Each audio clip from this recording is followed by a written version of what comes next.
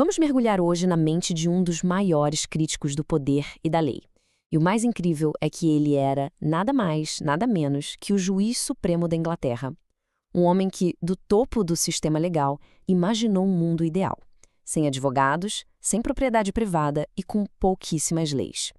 Esse homem era Thomas More, e a obra dele, A Utopia, abalou as estruturas do seu tempo.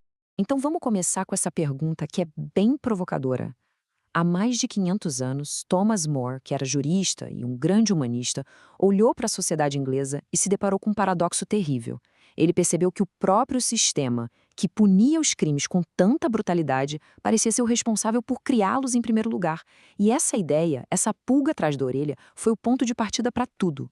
Para a gente entender o pensamento do More, é preciso voltar no tempo, lá para a Inglaterra do século XVI. Aquela era uma época de transição, sabe? Uma transição bem violenta.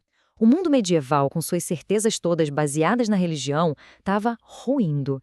E no lugar dele estava surgindo uma nova ordem econômica, uma ordem social muitas vezes brutal, que acabava deixando milhares de pessoas completamente desamparadas.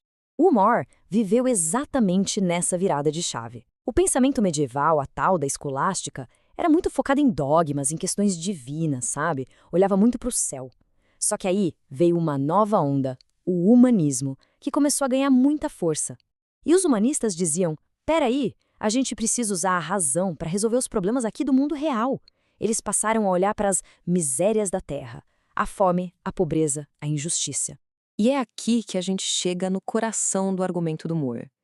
Para ele, o crime não era só uma falha moral de uma pessoa. Não, o crime era um sintoma.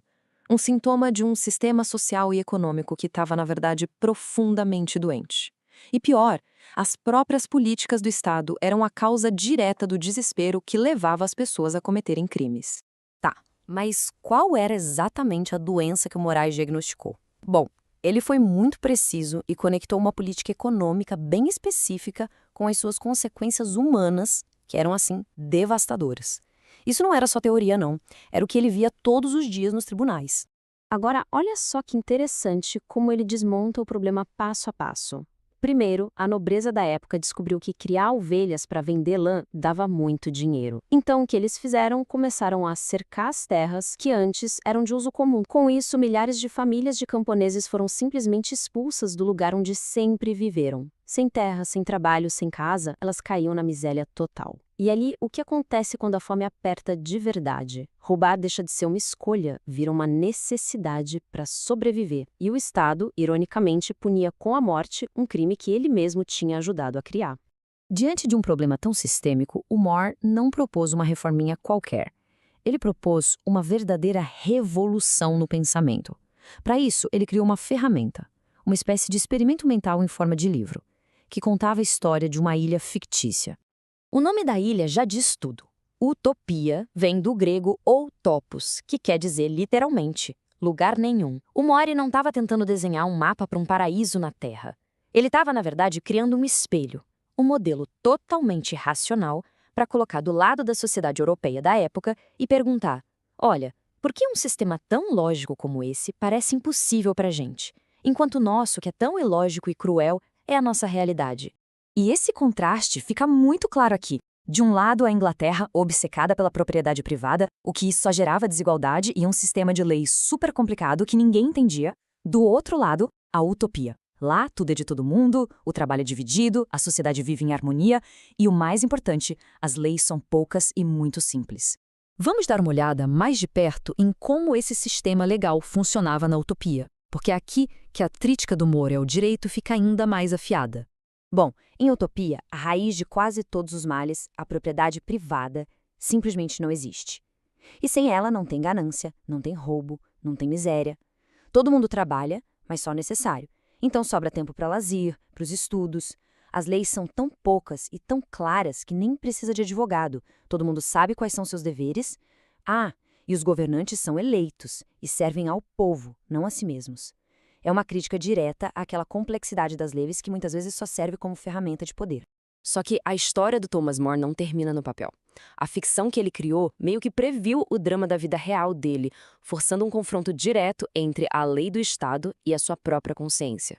Aqui está o nó da questão. De um lado, a gente tem o que chamamos de direito positivo. É a lei criada pelo homem, pelo rei no caso, o Henrique VIII, e essa lei exigia que o More reconhecesse o rei como chefe da igreja. Do outro lado, o direito natural, a lei que para o More vinha de Deus, da consciência dele, e que dizia que nenhum rei poderia estar acima da igreja. Imagina a cena. Diante da ordem do rei mais poderoso da Inglaterra, um homem a quem ele serviu como Lord Chancellor, a maior autoridade jurídica do reino, More fez a sua escolha. Ele simplesmente se recusou a trair aquilo que ele acreditava ser a lei maior, a lei da sua consciência. A consequência disso foi inevitável e, claro, trágica. Por ser leal à própria consciência, Thomas More foi condenado por traição e executado. Ele se tornou o maior exemplo de que existe um limite moral para a obediência à lei, mesmo que isso custe a própria vida. Então, qual é o legado que fica de Utopia e do seu criador? A ilha pode nunca ter existido de fato, mas a sua influência no jeito que a gente pensa sobre justiça e direito até hoje é, assim, imensa. E a gente termina com essa reflexão.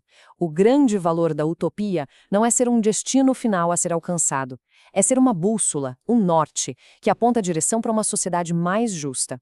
More nos ensinou a não só aceitar as leis como elas são, mas a questionar o tempo todo se elas estão realmente servindo à justiça ou se, na verdade, elas são a própria fonte da injustiça.